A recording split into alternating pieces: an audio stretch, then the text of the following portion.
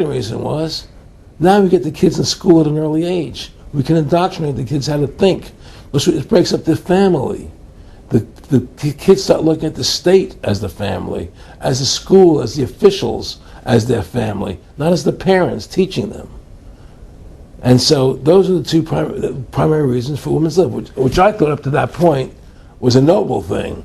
You know, when I saw their intentions behind it, where they were coming from when they created it, the thought of it, I saw the evil behind what I thought was a noble venture. Aaron, did you know that Gloria Steinem, in one of her own books, now admits the CIA funded Miss Magazine? No, I had no idea about that. No, I never heard that. Yeah, we're going to... CIA funded Miss Magazine? Funded Miss Magazine with the stated goal of taxing women and breaking up the family. No kidding. I never heard that. Well, Nick told me. I mean, I know it, but not because I know the CIA was involved in it. Well, Gloria Steinem was proud of it. Oh, the CIA wanted to help me help women. No kidding. So they funded it, yeah. And of course, it's divide and conquer. Right, and what they do is they focus in, obviously, on real problems. Women were getting shafted in many ways, but the elite wasn't planning to help them. They were planning to really shaft them and take men away from them. Look at what they did with black families. You only had about 10% illegitimacy 50 years ago in black communities, and now it's over 90%. And look at welfare. You were going to give you some money, but you can't have a man in the house. Right. And so that was further to degrade the family, totally destroyed, and now illegitimacy is over 50% in the general population. Right. Well, see, the whole thing is these people control the money, so they make all the rules. You understand? And they put whatever rules they want into effect. And the truth is, America has really become a socialist, communistic country. And everybody says it's a capitalistic country. It's not a capitalistic country. You know, how could it be capitalistic when you have a central bank? That's the first. It can't be. You know, it's a planned economy. It's a planned economy. It's a phony. If they want to create prosperity, they just print dollars. They just make dollars or put digits into the economy, and then now you have prosperity. You don't have real prosperity. You don't have real manufacturing. You just have money being injected in. It's an infusion of credit, which only makes the government go into more debt. Into more debt. My friendship with Nick Rockefeller was one where we expressed ideas to each other and thoughts and philosophies, and he wanted me to become part of what they were doing, and for me to become a member of the CFR, and offered various business opportunities for me to get involved in, and for me to not take up the fight or the battle that I've been taking up in the past. You know, to drop that idea, because what was the point of my fighting for the people? I was a guy who was very successful in the movie business, and I saw the truth of what was happening. I tried to express it to the people, and rather than having me express it to the people, they wanted me to join their side because I was a mover and a shaker, and rather than me opposing them, to join them. It was real simple, and he tried to recruit me into that situation, and I didn't go for it. Did he get angry when you didn't go for it? No. And, you know, it's like, you know, I remember one time he said to me, you join us, so you have an ID card, Aaron, you know, you have a chip, and your chip will say KMA on it. And I said, what does KMA mean? He said, it means kiss my ass. And anybody stops you, a cop or whatever, and you show them your card or your chip, and they'll know to leave you alone, because you're one of us, you know? And, you know, why are you fighting for the people for? What is that about? The people just, you know, they have to be ruled. They have to be, you know, the Constitution, what you're standing for, is only for a few people. It's only a few individuals that can live that way, you know. And we believe that it's best for society to be ruled by an elite people who control everything. And I said, I don't believe that. You know, I believe God put me on this earth to be the best person I could be, and put everybody on this earth to be the best they can be, not to be a slave and a sheep to you and these people. And I don't understand why you want to control everything. What is the need for that, you know? And I asked them, do all the people in the Council of Foreign Relations feel the same way you feel? He said, no, a lot of them think they're doing the right thing. They think that socialism is the best way to go. They think that, you know, that they're doing the right thing. But the people at the top, they all know the truth of what's happening. And that's what it is. So it's compartmentalized within the elite structure as well. Of course it is. Of course it is. I mean, all the people that are in the CFR, was that 2,000-3,000 people? I have to go to like Dan Rather. They don't know what's going on. They join the CFR because it's prestigious. They think it's good for business, it's good for this. They don't know what's really happening. The evil that comes out of it, that's emanating out of it.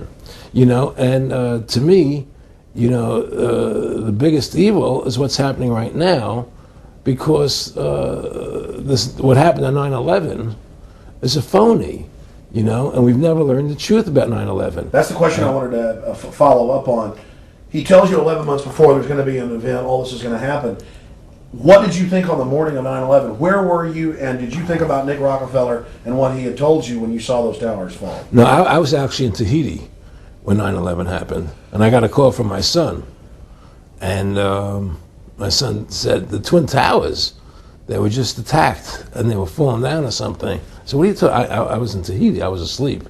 And he says, yeah, they were hit by a plane, da, da, da, da. And so where I lived, where I was in Tahiti, there was no television, so I had to run around the other side of the island to a hotel where they had, and it was all on television, and that's when I first saw the stuff on TV about it. And I didn't immediately equate it to Nick, but when I realized they were going to go into Afghanistan, Iraq, and as that developed, I realized what it was. I mean, to me, I see people like Bill O'Reilly on television, right?